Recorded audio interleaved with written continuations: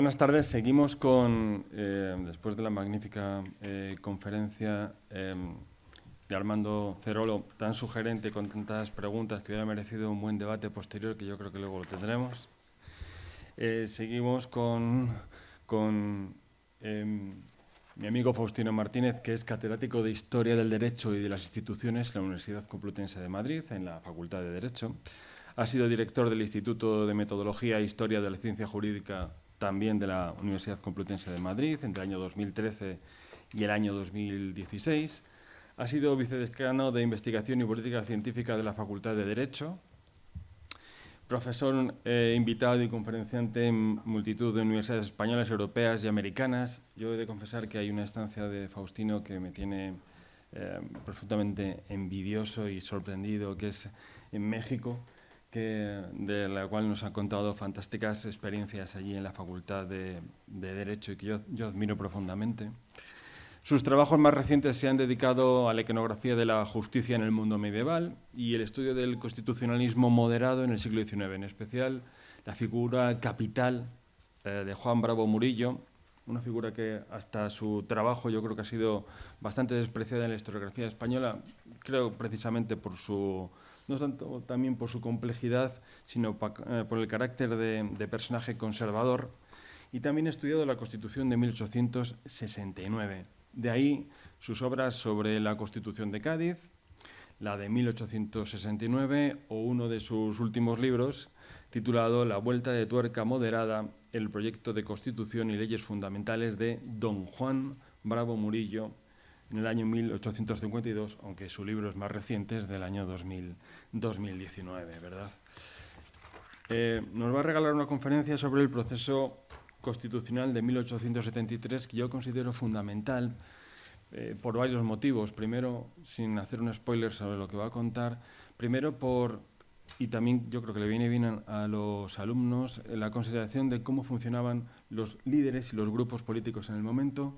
Segundo, y yo creo que luego Carmen Serván nos hará también una minuciosa descripción del proceso, cómo entendían que debía salvarse España con una fórmula constitucional, que era el contractualismo del cual nos hablaba ahora Armando Cerolo, y luego del fracaso de ese mismo proyecto constitucional del año 73, en 1800, y su olvido, porque luego nadie, o prácticamente nadie, durante el resto del siglo XIX, reivindicó ese proyecto constitucional. Y sin más, les dejo con Faustino. Jorge y yo somos amigos desde hace mucho tiempo y yo creo que eso es lo que explica mi presencia aquí. Agradecimiento que hago extensivo, por supuesto, a Carlos Gregorio Hernández como organizadores, al Instituto y a la Universidad CEU San Pablo. Bueno, el estudio del proyecto de Constitución de 1873, el proyecto federal republicano, a mí me sorprende en una primera aproximación, porque después de haber leído el libro de Jorge y ver cómo esa primera etapa de la República, los 11 primeros meses que van de febrero del 73 a enero del 74, es una sucesión de cerca de 10 gobiernos, si no me equivoco, 4 presidentes del Poder Ejecutivo, golpes de Estado los que quieras, cada semana, cada 3 o 4 días, sumado, por supuesto, al problema cubano, al problema carlista y luego a la sublevación cantonal que se inicia en el verano de 1873. Alguien dijo que si el sexenio democrático había sido el caos, la Primera República había sido el caos dentro del caos, ¿no? Pero incluso en el caos, en las ruinas, en la destrucción, se puede encontrar pues algo hermoso, algo bonito, se puede encontrar una flor, por decirlo así, ¿no? Y es lo que a mí me sugiere el proyecto de 1873. Es decir, el proyecto de 1873 me parece un proyecto bonito, no sé si es un adjetivo, también me parece bonito el proyecto de Bravo Murillo, pero por otros motivos. Es un proyecto coherente, es un proyecto ordenado, es un proyecto yo creo que muy racional, muy avanzado, progresista si queremos llamarlo así. Tiene también algunas matizaciones moderadas, si queremos calificarlas de esta forma, y que después tendré ocasión de apuntar.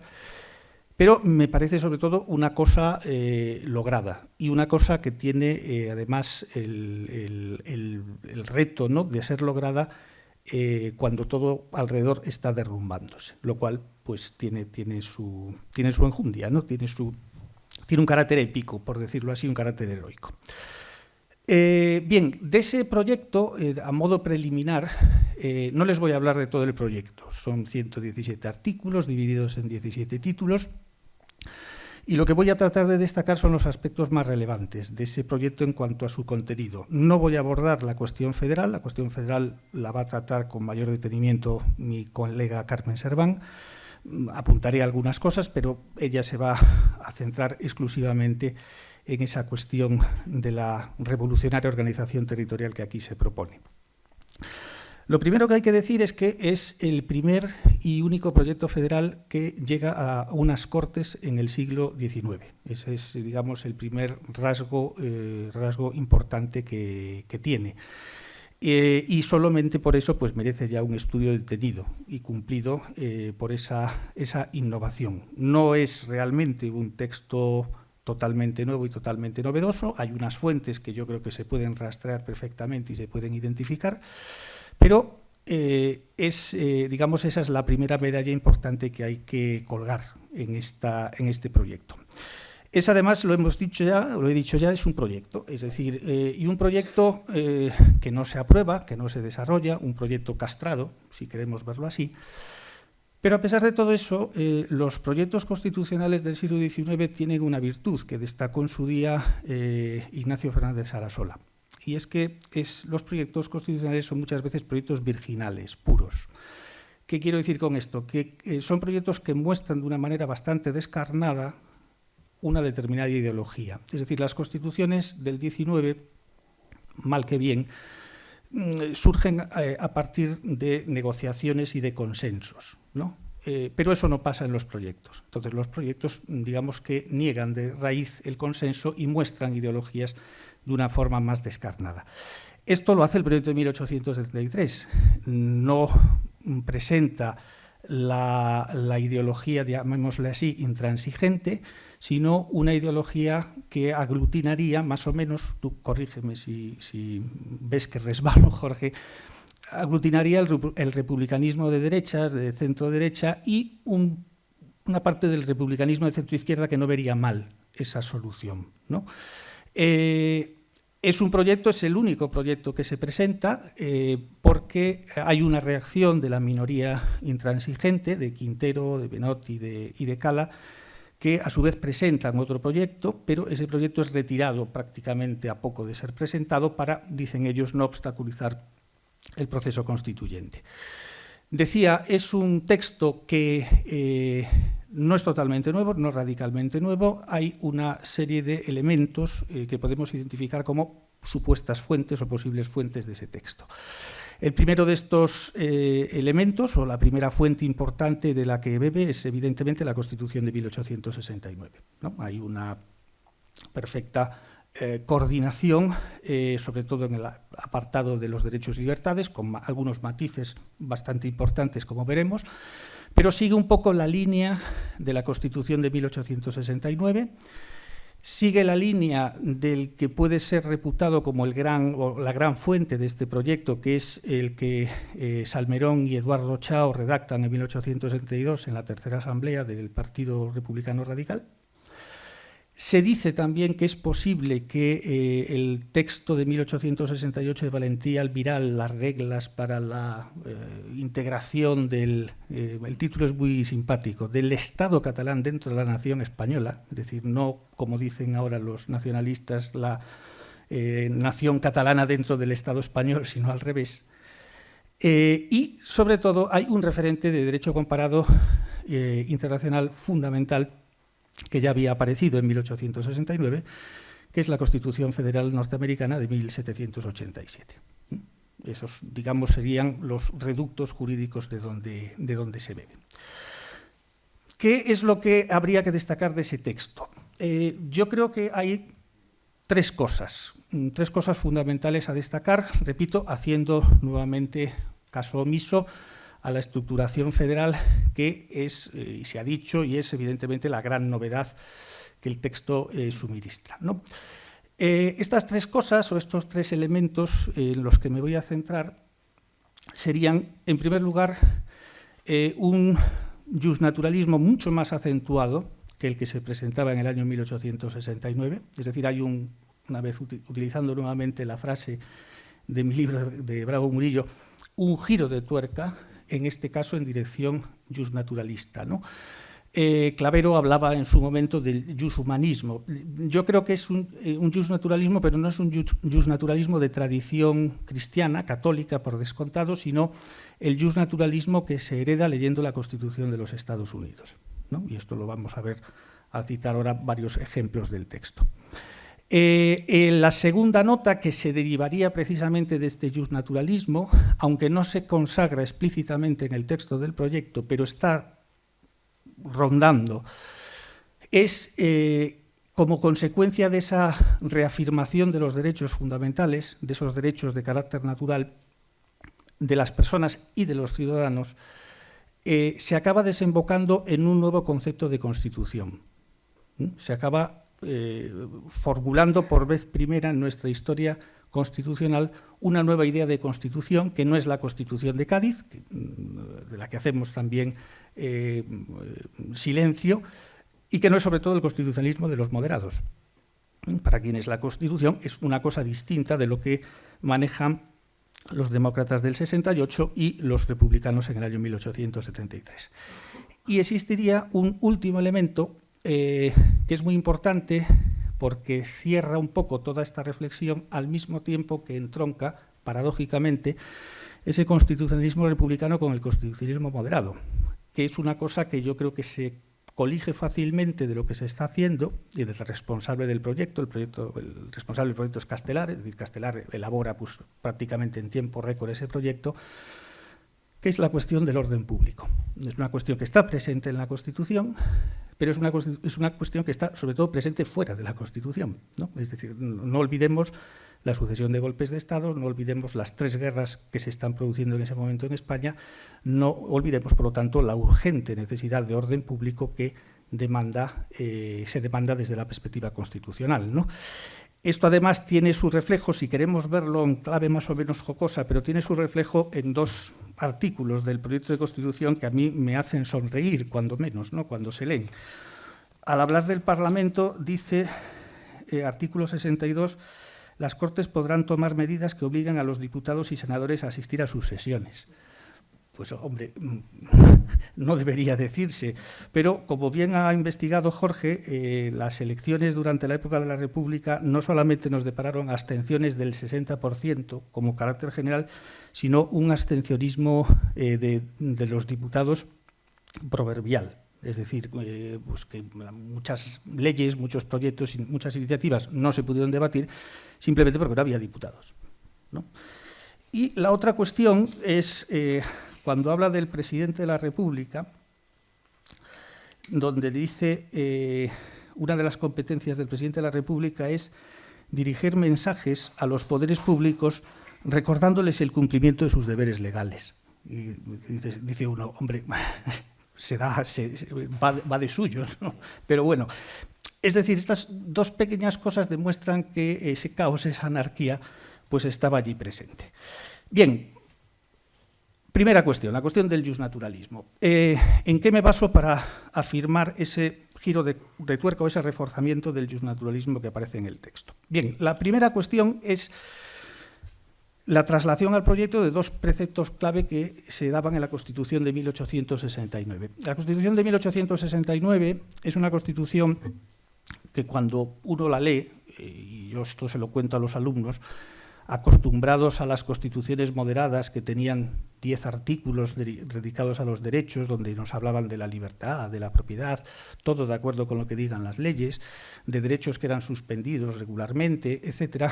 Cuando uno se encuentra el primer título de la Constitución de 1869 con 31 artículos dedicados a los derechos y a las libertades, minuciosamente definidos, trazados tanto en su formulación positiva como en su formulación negativa, con perfecta intervención de la autoridad judicial, ya no de la autoridad gubernativa, con responsabilidad de los poderes, con indemnizaciones, etcétera, ve que estamos ya en un escenario diferente.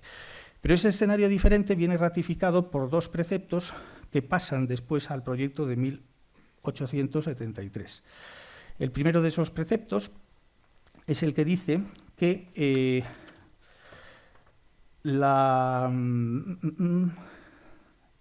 artículo 21 del proyecto: no se establecerá ni por leyes ni por las autoridades disposición alguna preventiva que se refiera al ejercicio de los derechos definidos en este título.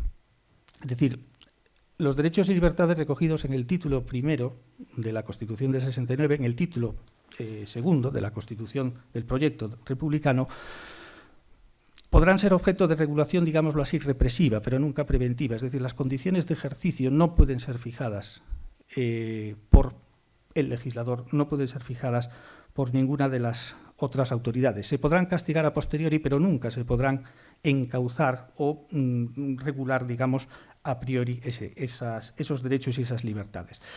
Y el artículo 31 de ese mismo proyecto, también con engarce en la Constitución del 69 y a su vez con engarce, quiero recordar, en la 9ª enmienda de la Constitución de los Estados Unidos, decía que la enumeración de los derechos expresados en este título no implica la prohibición de cualquier otro no declarado expresamente. Es decir, aquí citamos una serie de derechos y libertades, pero el silencio no implica negación o desconocimiento de otros derechos y libertades.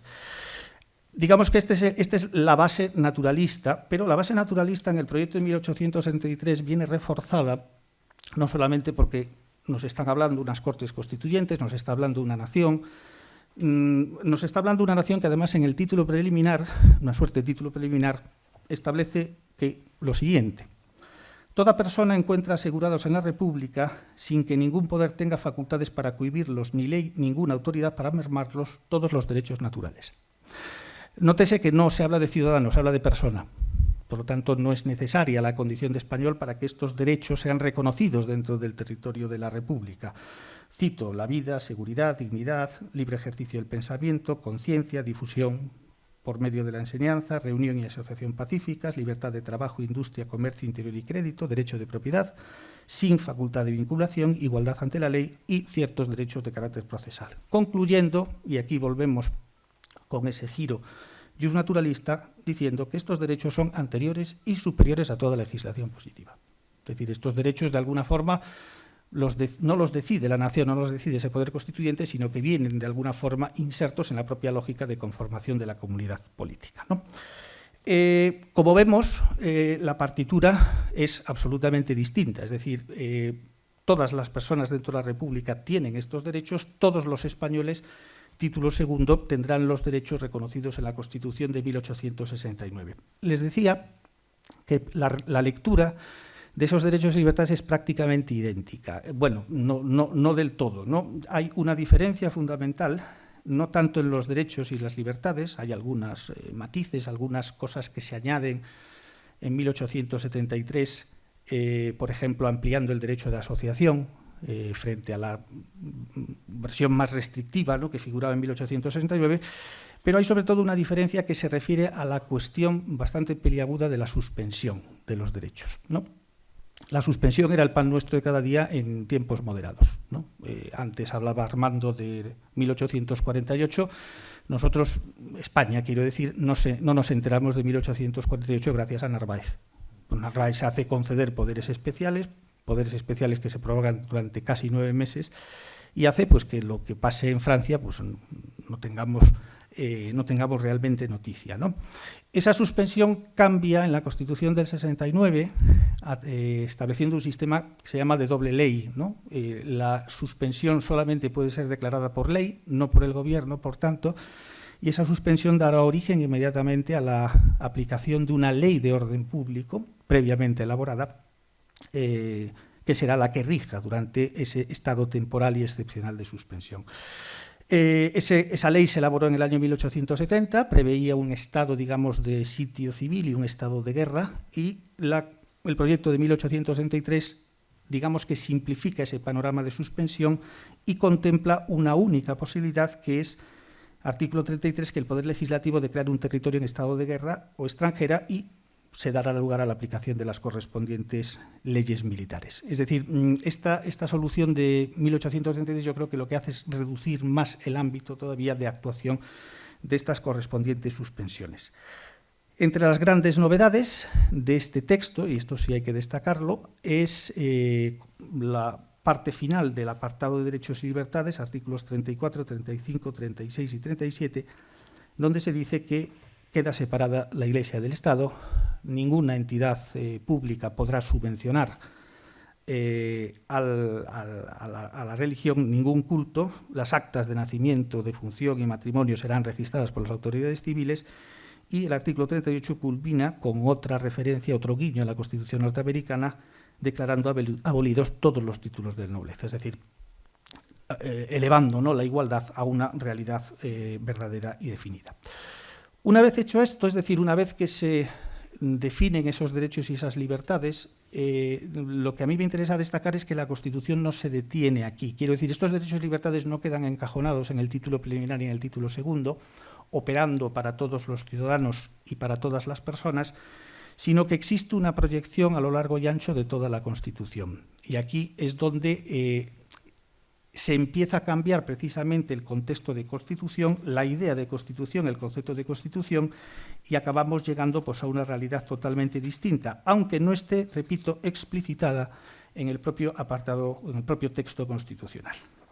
Quiero decir, los derechos y libertades no son solamente una cuestión de los individuos, es una cuestión que se traslada al campo institucional e ilumina la forma que tienen los poderes de actuar concretamente. Esto es lo que no se daba en el constitucionalismo moderado, es decir, que era una constitución para los moderados. Para los moderados la Constitución era una norma jurídica, pero era una norma jurídica, primero, incompleta, porque se entendía que había ciertas cosas constitucionales o ciertas materias constitucionales que no estaban necesariamente recogidas en la Constitución, pero que seguían operando. Por ejemplo, el caso de la religión es el más evidente. Y sobre todo porque para los moderados la Constitución era un instrumento de poder, era un instrumento para gobernar. Por eso era tan parca la regulación entre los derechos y libertades del ciudadano, porque al moderado no le interesa el ciudadano. Al moderado lo que le interesa es el poder. Entonces vamos a organizar bien el poder con su parlamento, con su gobierno, con su rey, con su administración de justicia, etcétera, y el correcto funcionamiento de ese poder perfectamente institucionalizado es lo que permitirá alumbrar espacios para la ciudadanía. Pero no al revés, que es lo que se está propugnando en el 68 y lo que se está propugnando en la época de la República. Es decir, el constitucionalismo moderado lo que dice es primero el poder y luego el ciudadano. Luego el ciudadano lejos, quiero decir. Este constitucionalismo democrático, este constitucionalismo republicano hace a la inversa. Es decir, lo primero es el ciudadano y a partir del ciudadano tenemos que construir el poder. A partir del ciudadano tenemos que construir el poder. Y eso, repito, eso se ve perfectamente en una serie de preceptos del proyecto de Constitución que nos iluminan, ¿no?, a la perfección, sobre esta pujanza de los derechos, llamémosle fundamentales, o los derechos ciudadanos. Artículo 43. Cuando habla de la soberanía, dice los organismos que ejercen la soberanía, que son el municipio, el Estado regional y el Estado federal o nación, ejercen esa soberanía, pero siempre con los límites de los derechos de la personalidad humana. Además de la relación que hay entre estas instancias, entre sí, jerárquicamente establecida, el límite que tiene que tener su actuación siempre son esos derechos de la personalidad humana. En el artículo 70, el Senado, que es un Senado curioso porque es un Senado territorial en cuanto a su conformación, pero un Senado, por ejemplo, que no tiene iniciativa legislativa. La iniciativa legislativa corresponde solamente al Congreso, pero el Senado, ¿qué puede hacer? El Senado puede vetar las leyes del Congreso que dice que desconozcan o que lesionen los derechos de la personalidad, además de la forma republicana, la unidad e integridad de la patria o la Constitución Federal. Volvemos a encontrar en el artículo 99 los estados no podrán legislar ni contra los derechos individuales ni contra la forma republicana. Y en el artículo 102 se dice: los estados sujetarán sus constituciones al juicio y sanción de las Cortes Federales, que examinarán si están en ellos los derechos de la personalidad humana.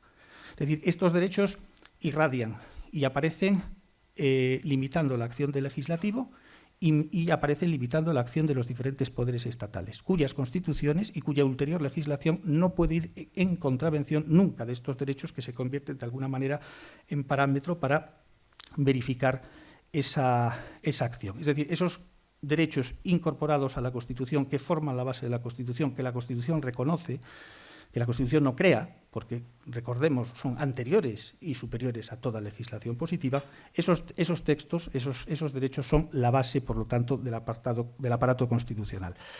Y no solamente son la base del aparato constitucional, la Constitución asume la función de defender esos derechos y libertades para defenderse a sí misma. ¿Cómo? Hemos visto una figura capital, es el Senado. El Senado efectúa, digámoslo así, un control político previo a la aprobación de las leyes, que es más bien un veto que puede durar hasta 3 años, pero que es efectivo. Un veto, además, que cuenta con la colaboración del presidente de la República. El presidente de la República puede también mostrar su discrepancia al Congreso respecto a los proyectos de ley que se están tramitando en el mismo Congreso, y esto se cierra, digamos que a lo grande, atribuyendo al Tribunal Superior, al Tribunal Supremo de la Federación, la función de juzgar precisamente la constitucionalidad o no de las leyes. Es la primera vez en el siglo XIX, español por descontado, europeo probablemente también, en que se admite la fórmula de control de constitucionalidad jurisdiccional que venía rigiendo en Estados Unidos desde 1787, más específicamente desde la famosa Marbury versus Madison del año 1803, la famosa sentencia del juez Marshall de la Suprema Corte, ¿no? ¿Esto qué significa? Esto significa que, aunque no se diga expresamente, a partir de los derechos naturales y de los derechos fundamentales, nos hemos encontrado una nueva idea de Constitución. La Constitución es una norma jurídica, pero no es una norma jurídica simplemente, es la norma jurídica superior. La norma jurídica superior. Y norma jurídica superior que condiciona la acción de todos los poderes, legislativo, ejecutivo y judicial, tanto en sentido horizontal como en sentido vertical, es decir, condiciona la acción de la Federación, condiciona la acción y las constituciones de los Estados, por descontado la acción de los municipios, que es la base última, ¿no?, de toda esta distribución de carácter federal. Básicamente, se ha conseguido lo mismo que en la Constitución de los Estados Unidos de 1787, con la única diferencia de que en la Constitución republicana no hay una afirmación expresa de esa superioridad, pero que es una superioridad que se infiere precisamente de estos ejemplos que he citado, ¿no? La Constitución de 1787, la norteamericana, el artículo 6, párrafo segundo, dice que esta Constitución es la ley suprema del país, ¿no? Este proyecto de 1863 es la ley suprema del país, aunque no se diga, porque se está desplegando todo un conjunto de dispositivos e instrumentos precisamente para hacer factible esa superioridad constitucional. ¿Todo esto para qué? Y con esto pues ya voy terminando, ¿no? ¿Todo esto para qué? Bueno, ¿todo esto para qué? Pues la respuesta es una respuesta bastante sencilla. Todo esto se hace por una razón, que es el orden público. Es decir, os decía anteriormente que el proyecto de 1863 es evidentemente un proyecto en la línea de ese constitucionalismo democrático que se inicia en el año 68-69, pero no se logra desprender totalmente de todos los componentes moderados. Por ejemplo, es una constitución bicameral, ¿no?, porque, bueno, en cierta forma lo exige, ¿no?, la propia estructura federal. Pero sobre todo donde vemos reaparecer, ¿no?, ese moderantismo, digamos, en todo su esplendor, es en el propio texto constitucional. Y si queremos atinar más, diferentes artículos que hacen referencia al orden público, como una de las competencias esenciales de la Federación, como una de las competencias básicas del Poder Ejecutivo, del Gobierno, etcétera. Pero vamos al preámbulo de ese proyecto, ¿no?, redactado por Castelar. Porque Castelar vuelve a presentar el dilema, que es el dilema del siglo, ¿no?, que es defender la sociedad sin quebrantar el derecho ni herir las leyes. Y, atención a la frase, sin orden no hay sociedad posible, lo que requiere una organización robusta de la fuerza pública dirigida por mano poderosa a la conservación y salvación de ese mismo orden. Quien está escribiendo esto es Castelar en 1873. Pero esto lo suscribe Bravo Murillo. Esto lo suscribe Martínez de la Rosa. Es decir, una fuerza dura, consistente, poderosa, que sea la encargada de proteger esa sociedad. Repito, porque es una exigencia del propio orden constitucional, pero es una exigencia también de lo que hay fuera de la Constitución, que es esa España rota totalmente a la altura de 1873.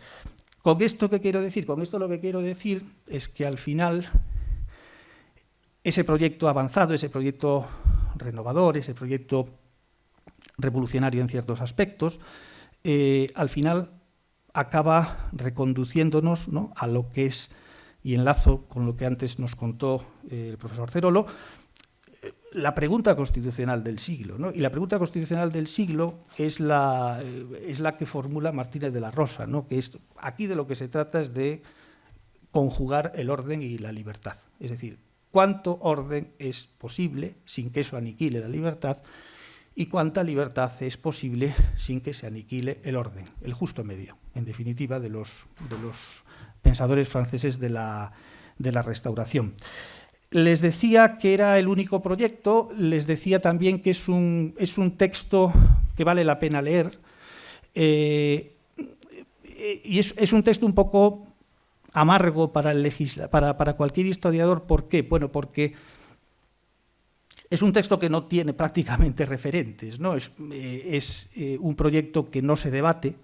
Yo creo que son 3 las sesiones en las que se debate sobre el proyecto. Es un texto, además, que se debate muy a la española, ¿no? Es decir, no entrando al nudo gordiano, ¿no?, del texto, sino, bueno, quiénes van a estar en la comisión, cuántos hay, tal, ¿no? Un poco como cuando la Constitución de la Unión Europea, que la primera reunión que hicieron, presidido por Giscard d'Estaing, es, bueno, ¿cuánto vamos a cobrar?, ¿no?